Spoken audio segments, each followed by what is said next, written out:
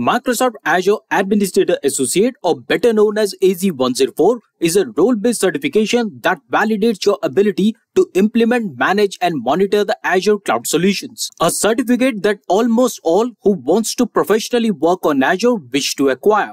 Hello and welcome back to the Tech Blackboard, and this is our latest AZ-104 exam preparation series targeting the exams in 2024, where we will prepare using real exam-like questions. So let's get started.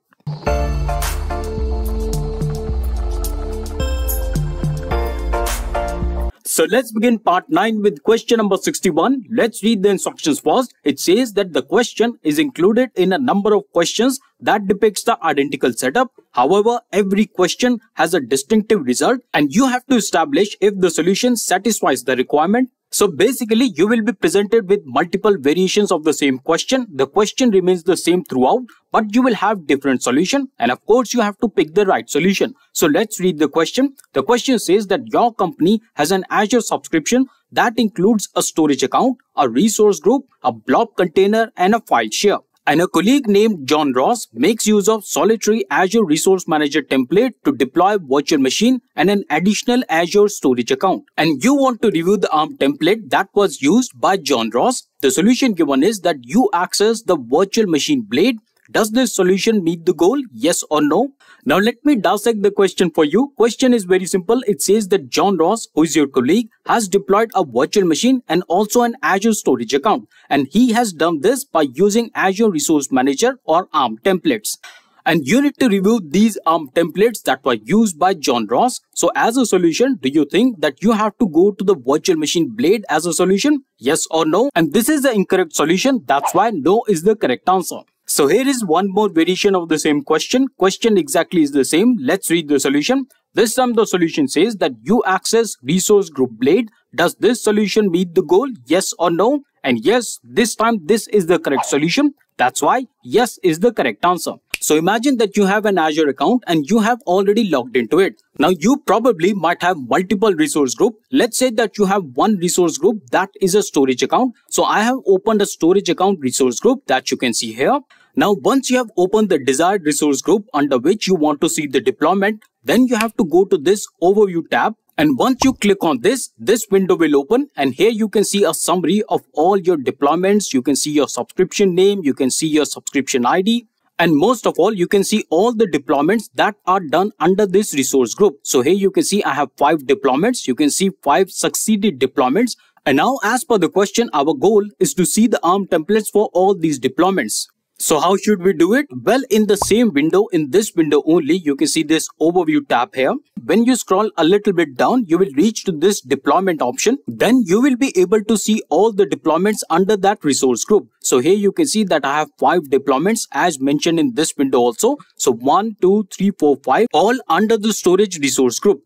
And similarly, my friends, you can have multiple resource group. Let's say that you have one more resource group for the virtual machine, but the idea and the steps to see the deployment remains the same. So under the resource group, you have to reach out to the overview and then you will scroll down to reach to the deployment option. Once you click on the deployment option, you will see all the deployments under that resource group. And now let's say that we select this deployment. So once we have selected any particular deployment, then we have to click this view template option. And once we click this view template option, then we can see all the deployments in the JSON format. In the same way, you can see the ARM templates for any of the deployments. And you know what, friends, one cool thing about the ARM templates? Well, the ARM templates are not restricted on the way you have done the deployment. So let's say that you have deployed the resource like a storage account or a virtual machine using Azure Portal, or maybe you have used the CLI or PowerShell. It doesn't matter at all. Once you have deployed the resource, Azure will automatically generate the ARM template. And yes, you can download this ARM template and use it for the further deployment and also automate the process. So that's how, my friends, you can see the deployment or the ARM templates for any of the resource under any resource group. But then if you really want to see the practical on Azure Portal, I have covered that in the previous parts. So please check out the previous parts. Links are right there in the description box. Now I have one more variation of the same question. Question number 63. Question exactly is the same. Let's read the solution.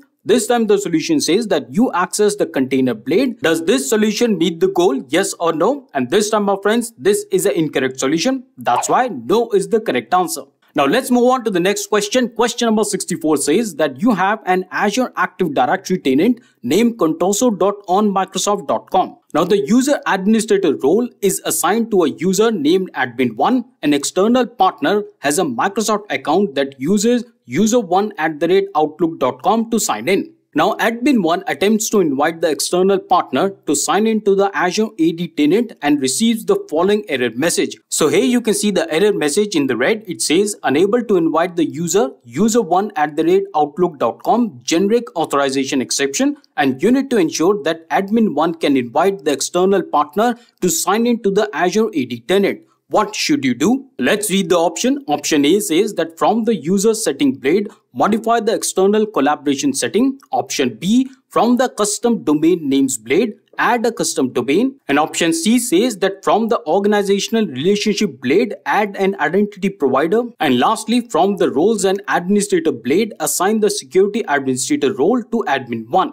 So what is the correct answer selected by you? Well, the correct answer for this question is option A. From the user setting blade, modify the external collaboration setting. Now friends, I understand the external collaboration setting might be a new concept for many of you, but let me dissect this for you. So in real Azure working or any other cloud, it's a very common scenario where you have to invite the external vendors. Let's say you have a big company and a lot of multiple different vendors work for you. In that case, you have to onboard all these external vendors to your Azure AD. And that's exactly where external collaboration setting comes into the picture. Now let's understand this concept in a little bit more detail, and of course, I will share the Microsoft documentation. So first thing first, let's understand the concept of external collaboration setting. Here you can read that external collaboration setting lets you specify what roles in your organization can invite the external users for B2B collaboration. So as I just said, in big companies, it's a very common scenarios that multiple vendors work for you.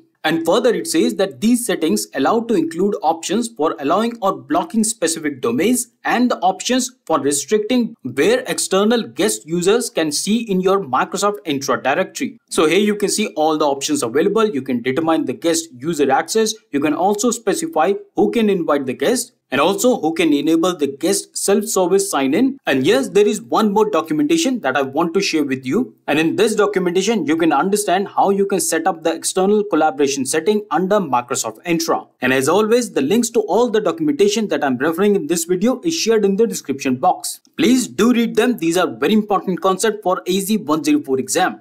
And yes, in case you're liking the video so far, please consider giving this video a thumbs up. That's the only way for us to expand and reach to more wider audience just like you. Let's move ahead. Question number 65. Question says that which service should you use to visualize network activity across your Azure subscription and optimize your network deployment for performance and capacity using traffic flow patterns across your Azure regions and the internet? And your options are Traffic Analytics, option B, Azure Organization, option C, Azure Monitor, and lastly, option D, Azure Advisor.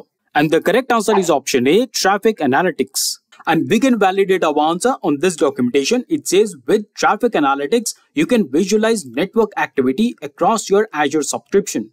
And you will find the documentation link in the description box. Now let's move ahead. Question number 66. The question says that while configuring a network security group for traffic analytics, you get a not found error. So what should you do first as an Azure administrator? And your options are option A, check the inbound rule for the network security group. Option B, select the supported region. Option C, specify an outbound security rule to any address over port 80. And option D, you need a owner role. And the correct answer is option B, select a supported region. And the validation of the same is given on this FAQ on traffic analytics. And here you can read, what if I cannot configure a network security group for traffic analytics due to a not found error? And the answer given is select a supported region. So that's why our answer is correct. Question number 67. All the instructions are given here. I will not read as I've read it many times before. The summary is that in these kind of questions, you will get multiple variations of the same question, but with different solution. And of course, you have to pick the right solution. So let's read the question. The question says that your company registers a domain of contoso.com.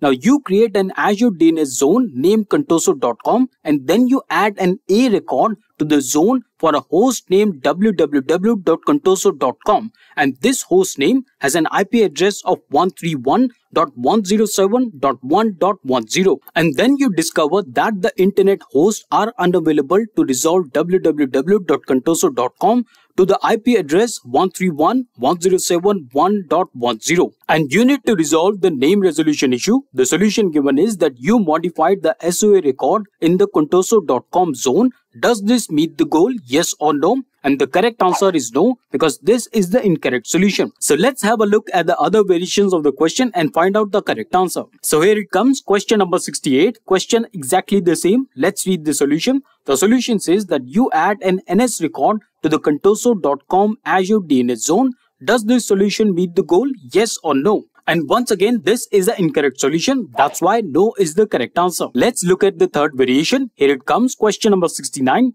And this time the solution says that you modified the name servers at the domain registrar. Does this solution meet the goal? Yes or no? And yes, my friends, this is the correct solution. That's why yes is the correct answer. Now I have one more variation of the same question. Normally in the exam you will find 3 variations, but I have collected 4 ones. So here it comes, question number 17. This time the solution says that you create a PTI record for the www in contoso.com zone. Does this solution meet the goal? Yes or no? And once again, this is an incorrect solution. That's why no is the correct answer. So friends, I hope you liked today's episode. In case you have some suggestions or feedback or some questions that you want me to take in the upcoming episodes, do let me know in the comment section below or email me at connectus@thetechblackboard.com. And also my friends, if you're looking Microsoft Azure or Amazon AWS as your career options, then subscribing to the channel would be a good idea. I bring multiple videos and shorts every week to enhance your learning. And please like and share this video and consider watching other certification series on both Azure and AWS.